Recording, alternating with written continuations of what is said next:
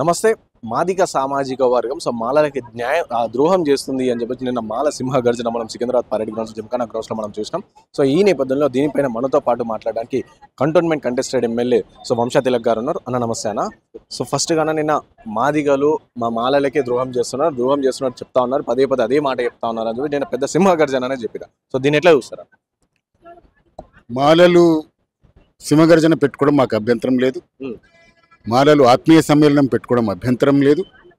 కానీ మేము ఎవరికీ వ్యతిరేకం కాదు అనుకుంటూ మేము వర్గీకరణకు వ్యతిరేకం, మేము మందకృష్ణని తొక్కుకుంటూ పోతాం, మాదిగలు మేము అసలు దోచుకొని లేదు, మమ్మల్ని అపవాదు చేస్తున్నారు, వెంకటస్వామి గారు కరప్షన్ చేయలేదు అని చాలా చాలా మాట్లాడారు. రేంజర్ల రాకేష్ మీరు మా శత్రువులు, వీళ్ళు చెప్పిన మాట నేను చెప్పే మాట. మేము ఎవరికి వ్యతిరేకం కాదు, కానీ శత్రువులకు వినిపోయేటట్టు మీరు చెప్పండి. మరి ఏదో మీరు నిర్ణయించుకోవాలి. మీరు శత్రువులా? కంటోన్మెంట్ నుంచి మొదలుపెట్టినటువంటి సుష్మిత గారు, సంకీ నరేందర్ వాళ్ళందరూ, రవీందర్ వాళ్ళందరూ అక్కడ పికెట్లో అంబేద్కర్ జగ్జీవన్ రామ్ స్టాచ్యూలు 2 ఉన్నాయి. అంబేద్కర్కి పూలదండ వేసిండ్రు, జగ్జీవన్ రామ్కి పూలదండ వేయలేదు. ఇప్పుడు ఇవాళ అక్కడనే మేము ఏం చేసినామంటే అంబేద్కర్ గారిని జగ్జీవన్ రామ్ గారి విగ్రహాలను రెండింటిని కూడా నీళ్ళతోని కడిగి పాలతోని అభిషేకం కాదు శుద్ధి చేసి, అవమానం జరిగింది కాబట్టి వాళ్ళిద్దరికి దండలేసి అక్కడ మేము చిన్న ప్రెస్ మీట్ పెట్టేసి వచ్చినాం. ఆ ప్రెస్ మీట్లో కాంగ్రెస్ పార్టీకి చెందినటువంటి మాదిగలు, బీఆర్ఎస్ పార్టీకి చెందినటువంటి మాదిగలు, Satyanarayana Congress party, Anand BRS party, దాని తర్వాత బీజేపీ నుంచి నేను, మళ్ళీ రాజమల్లేష్ అన్న బీజేపీ నుంచి ఆయన వార్డు ప్రెసిడెంట్, 4వ వార్డు ప్రెసిడెంట్ ఆయన, దాని తర్వాత టీడీపీ నుంచి ఇంకొక ఆయన పేరు సూర్యనారాయణ సత్యనారాయణ ఉంది ఆయన, ఎంఆర్పిఎస్ నుంచి సునీల్ గారు, 5గురం ప్లస్ వచ్చినటువంటి మాదిగలందరూ కూడా. మేము ఏం చెప్తున్నామంటే బాబు జగ్జీవన్ రామ్ అంబేద్కర్ ఇద్దరు కూడా దళితులకు 2 కళ లాంటి వాళ్ళు, కేవలం దళితులే సమాజానికి మొత్తం. రిజర్వేషన్లలో రిజర్వేషన్ తీసుకురావడానికి అంబేద్కర్కి ఎంత పాత్ర ఉందో బాబు జగ్జీవన్ రామ్ గారికి ఏం తక్కువ పాత్ర లేదు. మేము కలిసి ఉంటున్నామని చెప్పుకుంటూ మీరు నిన్ననే కాదు ఏ మీటింగ్లో అయినా జగ్జీవన్ రామ్ గారి ఫోటో పెట్టినరా? పెట్టలేదు. సరే, ఇంకొక మాట ఏం చెప్పిండ్రంటే మేము అంబేద్కర్ని అవమానిస్తే మేము సహించాం. నిన్న మేము అక్కడ వాళ్ళు ఇచ్చిన స్లోగన్స్ ఏంటంటే మేము ఆకలినన్నా భరిస్తాం కానీ అవమానాన్ని సహించాం. ఏం చెప్పినాం? మీరు అంబేద్కర్ని అవమానిస్తే మేము సహించాం. మీరు అంబేద్కర్ని అవమానించారు ఎట్లా? మాలల సింహగర్జన లోపల మీరే చెప్పండి, అంబేద్కర్ పెద్ద నాయకుడా, కాకా వెంకటస్వామి పెద్ద నాయకుడా?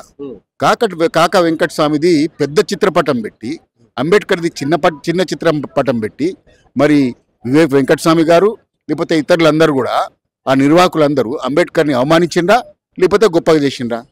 జగ్జీవన్ రామ్ స్టాచ్యూ ఫోటో ఎందుకు పెట్టరు? జగ్జీవన్ రామ్ దళితులకు ఏం చేయలేదా? రిజర్వేషన్లో ఆయన పాత్ర లేదా? మరి దాన్ని స్పష్టం చేయాల్సినటువంటి అవసరం. మరి మేము వ్యతిరేకం కాదనుకుంటేనే మీరు శత్రువులు అనడం, మేము వర్గీకరణకు వ్యతిరేకం అనడం. ఇప్పుడు మాకు అన్యాయం జరుగుతుంది, మీరు 30 లక్షలు ఉన్నదంటారు. మేము ఏమంటున్నాం? వర్గీకరణ ఏబిసిడి పుట్టి, నేను టిఎన్ సదాలక్ష్మి గారి కొడుకుని, ఏబిసిడి సిద్ధాంతం మా ఇంట్లోనే పుట్టింది. సదాలక్ష్మమ్మ టీవీ నాన్న గారు ఏబిసిడి సిద్ధాంతం తీసుకొచ్చింది. దాంట్లో ఏమున్నది? అంబేద్కర్ వాదం అది. ఆఖరి పీడితుని వరకు రావాలన్నది ఉద్దేశం. సో దాంట్లో ఏమున్నది? ఏబిసిడి ద్వారా ఎవరెవరికి ఎంత జనాభా ఉందో వాళ్ళందరికీ అంత వాటా రావాలన్నది. సో మీ వాటా మేము అడగటం లేదు, మీ వాటా తీసుకోవటం లేదు. కానీ మీరు దానికి ఒప్పుకోకుండా మేమేమంటున్నాం? మాలలు మాదిగలు ఎక్కువ శాతం మాలలు బాగుపడ్డారు, కొంత శాతం మాదిగలు బాగుపడ్డారు. కానీ దీంట్లో గమనించాల్సింది ఏంటంటే మాల ఉపకులాలు, మాదిగ ఉపకులాలు 2 కూడా ఆ స్థాయిలో బాగుపడలేదు. వాళ్ళకు కూడా న్యాయం జరగాల్సినటువంటి అవసరం ఉన్నది. అంబేద్కర్ సిద్ధాంతం ప్రకారం వర్గీకరణ ఉద్యమం జరుగుతుంది. ఏమడుగుతున్నాం?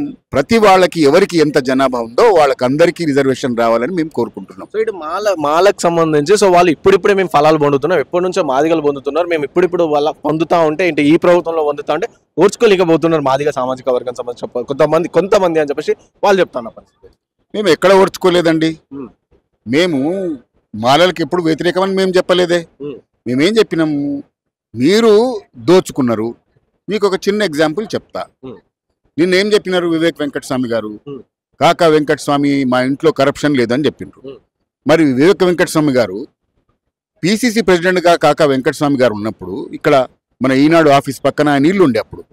మరి కాంగ్రెస్ పార్టీ వాళ్ళందరూ పోయి నీ ఇంటిని ధ్వంసం చేసి ఫర్నిచర్ ధ్వంసం చేసి కాకా వెంకటస్వామి మీద దండయాత్ర చేసిండ్రు. ఎందుకు? కాంగ్రెస్లో టికెట్లు అమ్ముకున్నారని. ఇది కరప్షనో కాదో మరి కాంగ్రెస్ పార్టీలో సీనియర్లు చాలా మంది ఉన్నారు, వాళ్ళని అడిగితే తెలుస్తుంది. మరి మేము ఎవరికి వ్యతిరేకం కాదు, మాలలు కూడా మేము సాయం చేసినాం. మాదిగలకు ఏ మాదిగలకు సాయం చేసినారో చెప్పాలి. నేను టీవీ నారాయణ గారికి ఎంతమందికి సాయం చేసినారో చెప్తా, సదలక్ష్మి గారు ఎంతమందికి సాయం చేసినారో నేను చెప్తా. మీరు కూడా ముందరికి వచ్చి చెప్పండి. ఇప్పుడు మీరు ఏం కోల్పోతున్నా? సూటి ప్రశ్న ఏంటంటే వర్గీకరణ ద్వారా మాలలు కోల్పోతున్నది ఏంటి? అచ్చా, మేము ఎప్పటి నుంచో కాదు, ఇప్పుడిప్పుడే డెవలప్ అవుతున్నారు. మీరు చరిత్ర చూసుకుంటే మాలలు ఎక్కువ మంది ఐఏఎస్ ఆఫీసర్లు ఉన్నారా, మాదిగలు ఎక్కువ ఐఏఎస్ ఆఫీసర్ ఉన్నారా, మాలలు ఎక్కువ ఐపీఎస్ ఉన్నారా, మాదిగలు ఎక్కువ ఐపీఎస్ ఉన్నారా? అన్ని ఆఫీసర్లు దాంట్లో మీరు ఎక్కువ ఉన్నారా, మేము ఎక్కువన్నామా?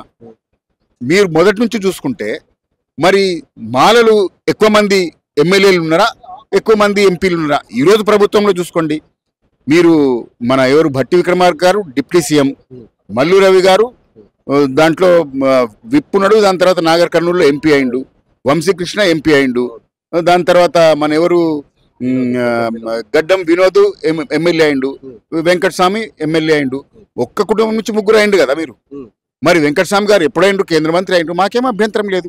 కానీ మీరు మొదటి నుంచి ఫలాలు పొందుకుంటూ, నేనేమంటున్నా, న్యాయబద్ధంగా మీరు కొనండి, మీరు తెచ్చుకోండి. కానీ అన్యాయం దారిలో పోయి మీరు తెచ్చుకున్నారు ఎందుకు? మీకు ఒక చిన్న ఎగ్జాంపుల్ చెప్తా. ఇది బ్రేకింగ్ న్యూస్ అనుకోండి. భారతీయ హెవీ ఎలక్ట్రానిక్స్ లిమిటెడ్ అని చెప్పేసి హైదరాబాద్లో ఉన్నది. భారతీయ హెవీ ఎలక్ట్రానిక్స్ హైదరాబాద్ లోపల వెంకటస్వామి గారు మినిస్టర్ ఉన్నప్పుడు ఆయన ఏం చేసినారు? మాదిగలు మాలలు ఇద్దరు ఆయన దగ్గరికి పోయేది. ఆయన ఏం రాసేది వాళ్ళ అప్లికేషన్ మీద రికమెండేషన్? భారతీయ హెవీ ఎలక్ట్రానిక్స్లో ఉద్యోగం కోసం. ఇక్కడ వెంకటస్వామి గారు మినిస్టర్, అక్కడ అప్పారావు గారని, కరెక్ట్గా నాకు ఆయన్నే అనుకుంటా, అప్పారావు గారని ఆయన జనరల్ మేనేజర్ పై స్థాయిలో ఉన్న అధికారి. వెంకటస్వామి గారు రికమెండేషన్ లెటర్ రాసేది, ఈ అభ్యర్థికి మీరు దయచేసి సాయం చేయండి, kindly do the needful and help him అని రాసేది. మాలలకు రాసేది, మాదిగలు రాసేది. కానీ తేడా ఎక్కడ వచ్చేది? ఆయన అడిగేది పోయిన వాళ్ళందరూ, నీ ఏ కమ్యూనిటీ అని అడిగేది. మాదిగ అంటేనేమో రెడ్ ఇంక్ తోటి రాసేది, మాల అంటేనేమో గ్రీన్ ఇంక్ తోటి రాసేది. ఇది కోడు ఎవరి మధ్యలో? వెంకటస్వామి మధ్యలో, అప్పారావు మధ్యలో. ఇక్కడ నుంచి ఇలా రెడ్ ఇంక్ తో రాస్తే ఆయనేమో తిప్పేది, చూస్తాం చేస్తామని చెప్పి. గ్రీన్ ఇంక్ తో రాస్తే ఇమీడియట్గా ఉద్యోగం వచ్చేది. మీరు భారత్ హెవీ ఎలక్ట్రానిక్స్ లోపల మాలలు ఎక్కున్నారా మాదిగలు ఎక్కున్నారా చూసుకోండి. ఇది నువ్వు మాదిగలకు దోచుకొని తిన్నట్టా కాదా? వివేక్ వెంకటస్వామి గారు, మీ నాన్నగారు అయితే ఎవరు ఉన్నారో గవర్నీయులు పెద్దలు కాకా వెంకటస్వామి గారు, ఇది దోచుకున్నట్టా కాదా? దీన్ని మీరు దయచేసి దీనికి సమాధానం ఇవ్వండి. సో ఇంకో విషయం, నిన్న జరిగిన సభ కూడా, సో మేము మాదిగలకు వ్యతిరేకం కాదు, కేవలం మందకృష్ణ మాదిగకు వ్యతిరేకం, అతను విభజించి పాలించే ప్రయత్నం చేస్తున్న మనువాదిగా మారుతున్నారు అని చెప్పేసి కూడా చెప్తాం. మందకృష్ణ మాదిగ గారు ఒక ఉద్యమం అమ్మగారి దగ్గర నుంచి ఆ సిద్ధాంతం తీసుకొని ముందరకు పోతున్నటువంటి నాయకుడు. ఏబిసిడి వర్గీకరణ సిద్ధాంతం ఎక్కడ కూడా ఏబిసిడి వర్గీకరణ తప్ప ఆయన ఎవరి గురించి వ్యతిరేకం మాట్లాడలేదే. ఆయన సొంత కూతుర్ని ఒక మాలతనికి ఇచ్చాడు, పెళ్లి చేశాడు. ఎక్కడ మాల వాళ్ళకి వ్యతిరేకం మాట్లాడిండు? ఎక్కడ మాల వాళ్ళకి అన్యాయం చేసిండు? మందకృష్ణ మాదిగని తొక్కుకుంటూ పోతున్నారంటే మందకృష్ణ మా మాల నాయకుడు, మా మాదిగ నాయకుడు. మందకృష్ణని తొక్కుకుంటూ పోతున్నాడంటే మరి మేమందరం ఊరుకుంటామనా మీ ఉద్దేశం? రేంజర్ల రాజేష్, నువ్వు రేంజర్ల రాజేష్ కాదు, నువ్వు రంకెల రాజేష్. నువ్వేదో చాలా మాట్లాడుతున్నావు. ఇంతకాలం అందరికీ అపోహ ఉండే రేంజర్ల రాజేష్ అనేటటువంటి వ్యక్తి ఇప్పుడు మేము రంకెల రాజేష్ ఏదైతే అంటున్నామో మాదిగా అని చెప్పి నిన్ను వదిలిపెట్టిండ్రు. కానీ నువ్వు ఏదైతే రంకెలేసి మాట్లాడుతున్నావో, తొక్కుకుంటా పోతాం, కత్తులు తీసుకున్నాం, తలలు నరికినాం, ఇవన్నీ మాట్లాడుతున్నావో బంద్ చేసుకో. రంకెల రాజేష్, నీకు ఖచ్చితంగా బుద్ధి చెప్తాం. ఎవరెవరైతే వర్గీకరణ వ్యతిరేకం ఉన్నారో వాళ్ళకందరికీ బుద్ధి చెప్తాం. వర్గీకరణ ఖచ్చితంగా భారతీయ జనతా పార్టీ మా ప్రియతమ నాయకుడు ప్రధానమంత్రి నరేంద్ర మోదీ గారి నాయకత్వంలో ఖచ్చితంగా జరిగి తీరుతుంది. సుప్రీంకోర్టుదే వచ్చింది, ఇందాక చాలా స్పష్టంగా చెప్పింది. 341 ఆర్టికల్ గురించి 341 ఆర్టికల్ ఏమంటుంది? ఎస్సీలని దాంట్లో షెడ్యూల్ కాస్ట్ లిస్టులో కొత్తగా జాయిన్ చేయాలంటే 341 ఆర్టికల్ చేంజ్ చేయాలి. ఎస్సీలను అందులోంచి తీసేయాలంటే 340 ఆర్టికల్ కావాలి. ఇప్పుడు ఏబిసిడి వర్గీకరణ సిద్ధాంతం ప్రకారం ఒకరిని జాయిన్ చేయమని కానీ ఒకరిని తీసేయమని కానీ మేము చెప్పడం లేదు. అందరూ ఉన్నారు. ఇప్పుడు అసలు ఈ ఏబిసిడి సిద్ధాంతం ఎక్కడి నుంచి పుట్టింది? ఎట్లయితే బ్యాక్వర్డ్ క్లాస్లకు బ్రహ్మాంద్ రెడ్డి గారు సీఎం ఉన్నప్పుడు వాళ్ళకు కూడా ఉమ్మడి రిజర్వేషన్ ఉండే, కానీ బీసీ క్యాస్ట్ రిజర్వేషన్ని స్టేట్ సబ్జెక్ట్, ఎస్సీ రిజర్వేషన్ని వాళ్ళని ప్రొటెక్ట్ చేయాలని బాబాసాహెబ్ అంబేద్కర్ సెంట్రల్ సబ్జెక్ట్గా పెట్టినాడు. సో అప్పుడు అందరు ఏం చేసినారు? మున్నూరు కాపుకి ఎక్కువ వస్తుంది, గౌడ్కి ఎక్కువ వస్తుంది, నాయి బ్రాహ్మణులకు తక్కువ వస్తుంది, ముదిరాయులకు తక్కువ వస్తుంది, వాళ్ళందరూ మాట్లాడుకొని 100 కులాలు ఉన్నాయి. వాళ్ళందరూ ఉద్యమాలు చేయలే, వాళ్ళందరూ పోయి సామరస్యంగా మాట్లాడుకొని బ్రహ్మాంద్ రెడ్డి గారి దగ్గరికి పోయి, అయ్యా ఇక్కడ రిజర్వేషన్లు మాకు ఫలితాలు అందరికీ ఈక్వల్గా రావటం లేదు, జనాభా ప్రాతిపదికన రావటం లేదు, దయచేసి మమ్మల్ని ఏబిసిడీలుగా వర్గీకరించండి, ఎవరి జనాభా ఎంత ఉందో వాళ్ళకి ఇవ్వండి అంటే అక్కడ నుంచి పుట్టినటువంటి ఏబిసిడి వర్గీకరణ సిద్ధాంతం. దాని తర్వాత వాళ్ళందరూ ప్రశాంతంగా ఉన్నారా? ఎవరి మీద ఒకరు యుద్ధం చేసుకోవటం లేదు కదా. మరి ఆ సిద్ధాంతంని తీసుకొచ్చి అమ్మగారు నాన్నగారు పబ్లిక్ సర్వీస్ కమిషన్ మెంబర్ ఉన్నప్పుడు కేవలం మాలలే అప్లై చేస్తున్నారు, మాదిగలు చాలా వెనకబడ్డారు ఎందుకని చెప్పి మాట్లాడుతుంటే అప్పుడు అమ్మగారు చెప్పింది ఏంటంటే, ఇట్లా జరిగింది మన బ్రహ్మాంద్ రెడ్డి దాంట్లో, ఎట్లయితే బ్యాక్వర్డ్ క్లాసెస్ని ఏబిసిడీలో వర్గీకరించిన వాళ్ళు సామరస్యంగా ఉన్నారు, ఎస్సీలో కూడా ఇట్లా 59 కులాలు ఉన్నాయి, లేకపోతే 61 కులాలని వాళ్ళని కూడా వర్గీకరించి ఎవరి జనాభా ఎంత ఉందో వాళ్ళకి దామాషా ప్రకారం వాళ్ళకి వర్గీకరణ ప్రకారం రిజర్వేషన్లు ఇస్తే అందరూ బాగుంటారు అని చెప్తారు. సో ఇది అంబేద్కర్ సిద్ధాంతం. మీరు ప్రాథమికంగా అంబేద్కర్ని వ్యతిరేకిస్తున్నారు, అంబేద్కర్ని అడ్డు పెట్టుకున్నారు కానీ అంబేద్కర్ని వ్యతిరేకిస్తున్నారు. తెలిసిపోతుంది కదా, కాకా వెంకటస్వామిని పెద్దగా పెట్టి నువ్వు చిన్నగా పెట్టినావంటే అంబేద్కర్ని అవమానించినట్టే కదా. సో ఖచ్చితంగా మీరు అంబేద్కర్ వాదులు కాదు. మరి మీరు ఏం వాదులో, మీరు ఎంత స్వార్థపరులో మీరు ఆలోచించుకోవాలి. అగ్రవర్ణాలు 4 సంవత్సరాలు పోరాడితే మొత్తం రిజర్వేషన్లో ఒప్పుకుంటే 30 సంవత్సరాల నుంచి కూడా పోరాడుతుంటే మీరు ఇంకా ఒప్పుకోకపోతే మరి ఎవరు స్వార్థపరులు, ఎవరు మనువాదులు, మరి ఎవరు అన్యాయం చేస్తున్నారు, ఎవరు అన్యాయం వైపు ఉన్నారు మీరు ఆలోచించుకొని మీరే ఒక నిర్ణయానికి రండి. మీ దగ్గర అందరు ఎమ్మెల్యేలు పైకి రాలేదు. నువ్వు నిన్న మీటింగ్లో చెప్పినావు గోరేటి వెంకయ్య గారు ఎక్కడున్నారు, మీరు ఎందుకు రారు, మీరు వచ్చి అభివాదం చేసుకోండి. మరి మీ లోపల మీదొక లోపలనే ఐక్యం లేదు. సో మీ ఇంటిని మీరు ఫస్ట్ సరిదిద్దుకోండి. మీరు ఇట్లనే మాట్లాడితే కనుక ఏదో భారతదేశం మొత్తం వాళ్ళందరినీ తీసుకొస్తాడట, జంతర్ మంతర్ దగ్గర చేస్తాడు. అది మేము చాలాసార్లు చేసినాం, ఎంఆర్పిఎస్ ద్వారా చాలాసార్లు చేసినాం, భారతీయ జనతా పార్టీ చాలాసార్లు చేసినాం, మళ్ళా చేస్తాం. నిన్న ఒక్క మీటింగ్ చేసి నువ్వు అంత విరిగిపోతుంటే మేము 30 మీటింగ్లు చేసినాం వెంకటస్వామి గారు. మేము ఎప్పుడు విరవీగలేదు, ఎవరికి వ్యతిరేకంగా మాట్లాడలేదు. ఎవరైతే వర్గీకరణ వ్యతిరేకం ఉన్నారో ఖచ్చితంగా వాళ్ళకి వ్యతిరేకంగా పోరాడతాం, జీవితాంతం పోరాడతాం. వర్గీకరణ తప్పకుండా సాధించబడతాం. ఇంకా నిన్న మోదీ గారు సంబంధించి మోదీ గారి కనిసైగలలో మందకృష్ణ అడుగుతాను, ఎందుకంటే 2% లేని జనాభాకు 10% ఈడబ్ల్యూఎస్ అనేది తీసుకొచ్చింది మోదీ కాదా, సో అలాంటప్పుడు మళ్ళీ మాదిగలకు ఎందుకు ఇవ్వట్లేదు, అది ఎందుకు అడుగుతలేరు అని చెప్పి ఒక వాదన నడుస్తుంది. ఇంకో వాదన ఏమో ఇటు బీజేపీ పరిపాలిత రాష్ట్రాలలో ఫస్ట్ అక్కడ చేయమని, దాని తర్వాత తెలంగాణకు రమ్మని కూడా నిన్న ప్రధానంగా చాలా స్పష్టంగా ఈ వర్గీకరణ సుప్రీంకోర్టు జడ్జిమెంట్ ఇచ్చిన తర్వాత చంద్రచూడ్ మీద కూడా వాళ్ళు అన్యాయంగా మాట్లాడడం జరిగింది. ఒక న్యాయమూర్తి ఆయన మీద వ్యతిరేకం అంటే వీళ్ళ నైజం ఎటువంటిదంటే ఎవరు వ్యతిరేకంగా ఎవరు వర్గీకరణ గురించి మాట్లాడితే వాళ్ళు వ్యతిరేకం. చంద్రచూడ్ గారు ఒక్కడే కాదు, అది బెంచ్ 7 మెంబర్స్ బెంచ్ ఇచ్చింది. చంద్రచూడ్ గారు ఒక్కరు కాదు. చంద్రచూడ్ గారు దగ్గరికి నరేంద్ర మోదీ గారు ఎందుకు పోతారు, ఎందుకు పోరు, ఎందుకు పోకూడదు? మా హిందూ ఫెస్టివల్ ఉండే తప్పకుండా పోయిండు. అది కోర్టు బయట కదా, కోర్టు లోపల పోయి ఈ ఇన్ఫ్లుయెన్స్ చేస్తారా? చేయరు కదా.